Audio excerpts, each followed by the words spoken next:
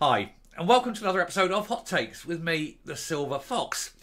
And it is no wonder the S&P are in such a big financial black hole.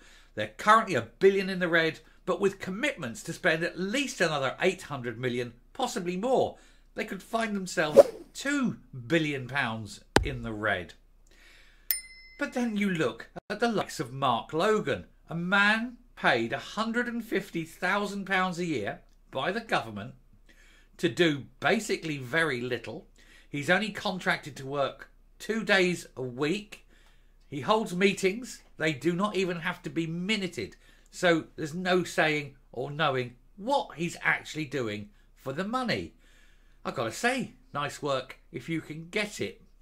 I wish I had his job 2 days a week for £150,000 a year. That's £2,000 a day. How very, very pleasant. Let's take a look at this, see why he is paid so much and see why anyone in the S&P would even think it's good value for money. We all know it's all there to try and make jobs for the boys. But this is just one job too far, I feel. Here goes. So S&P appointed entrepreneur nets £150,000 of public cash a year, and he doesn't even have to minute all his meetings. Mark Logan was appointed by Nicola Sturgeon as Scotland's first ever chief entrepreneur. This was last year, and he's managed to net £150,000 for his year of work, which is about £2,000 a day, as his contract is for only 2 days a week. Nice, baby, nice. And there he is with Kate Forbes, who must have obviously signed off on this. I wonder if he's a good chum of hers. Wouldn't surprise me. Scotland's chief entrepreneur, appointed by the S&P executive last year, netted himself a huge £150,000 for a year's work. He's not elected into office. It's just, I will just appoint him, whoever he is. There was no tender went out. He was just invited in. £150,000 a year of public money. It doesn't half stink, doesn't it? Mark Logan, the former chief operating officer at Skyscanner, was hired to champion entrepreneurship and nets about £2,000 a day. And the Scottish Daily Express can reveal that he has no formal requirement to minute all of his meetings, despite being paid public cash to do his job. His initial appointment was to help boost a struggling Scottish economy after COVID, and to fix Nicola Sturgeon's fractured relationship with business. Neither of those things he's done much good about. Scotland's economy is still the worst of the four home nations, and Nicola Sturgeon's fractured relationship with business is now a zero relationship with business. So why is he still being paid £2,000 a day for this job? Seems weird, doesn't it? How many doctors would that buy? Anyway, he's held or attended a total of 252 meetings between July 2022 and September 23, meaning he was paid £585.25 for every meeting he attended. He's previously been forced to defend his colossal salary and claimed that his experience in the business world was well worth it. Well, no, your experience is immaterial. It's the results that show whether it's worth it or not, and I'm afraid those results are, well, pathetic. In some of the minutes provided by the Scottish Government, the very few that he managed to do, he put himself at odds with the Scottish Greens and their anti-consumerism ways by pointing out that without business, then Scotland would struggle. Well, yes, every economy needs businesses. Every economy needs people doing things. It needs work to happen, or there is no economy. And without an economy, it's poverty and chaos and anarchy.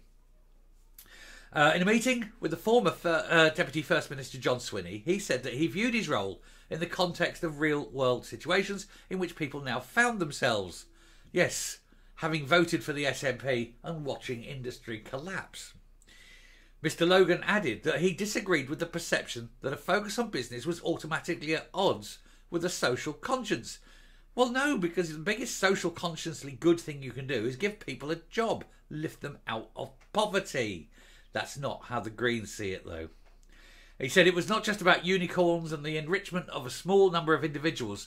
People collectively will have more and better opportunities to flourish if we're able to offer them great careers. The more jobs there are, the better society gets. It's a rule. One is a function of the other. The chief entrepreneur did appear in front of MSPs back in January, where he insisted he provided value for money and did not charge for much of his work. The substantial amount he earned at the end of August by then was £154,661.06, exclusive of VAT. Is it worth it? We have to ask the question, because obviously he's not being paid to fix Sturgeon's business relationship anymore. She's gone. Secondly, Scotland's business atmosphere, if you like, its ecology, still hasn't improved despite him being paid this huge amount of money. Because how can he? How can he, as a single man, change anything like that? He can't. Jobs for the boys. It's truly all it is. Mr. Logan pointed to a review of Scottish technology ecosystems and reported that the participation of women and ethnic minorities in entrepreneurship as some of his key milestones while in the role. Right, so you're getting people in who are women and non-whites, but you're not necessarily getting, that is. I'm not saying that women and non-whites aren't good, but you're not necessarily getting the best person for the job if you're hiring on a basis of colour and sex. Surely you should hire on the basis of, are they any good? You know, if you go to a brain surgeon, you want to know if he's good. He goes, no, I'm not good, but I am at least not white. That's not reassuring for brain surgery, is it? Anyway, he said during the economy meeting that quite a colossal amount, it's a huge amount of money. He says, but I don't know if you're a civil servant or what basis you're employed, but it is quite a lot of money, he says, and I think we're entitled to know what we're getting for our money. This was Graham Simpson asking him. And Mr. Logan claimed that his rate was equivalent to what business consultants usually charge, and that he was working overtime and not charging the government for this. He said, a majority of the work I do, I don't charge the government for. So you're getting more than 8 days a month of work. I should bloody well hope so. To prove his point, he said he contributed 400 hours to the Stewart Review of Female and Ethnic Minority Entrepreneurship before listing his business previous experience, where he worked for hundreds of companies. Well, working for hundreds of companies isn't great necessarily if they've all fired you. I'm not saying he's been fired at all, but, you know, it's one of those didn't work for one company for a long time kind of thing. Lots of companies, very short time. Very worrying. But 150,000 for 2 days a week. And it's no wonder that the economy is in the toilet. And what's he got to show for it? What can he show? What can he point to and say, look, that's better? Nothing. Coming up. So, Mark Logan, a man growing fat off the public purse. A man who puts in 2 days a week. A man earning way, way more money than he ought. Because he cannot do what he's employed to do. He was employed to help Nicola Sturgeon improve her business relationship. He's not doing that anymore. And of course he was employed to improve Scotland's business environment. And that hasn't worked much either. So perhaps that 150,000 was not money well spent after all, but was money just wasted.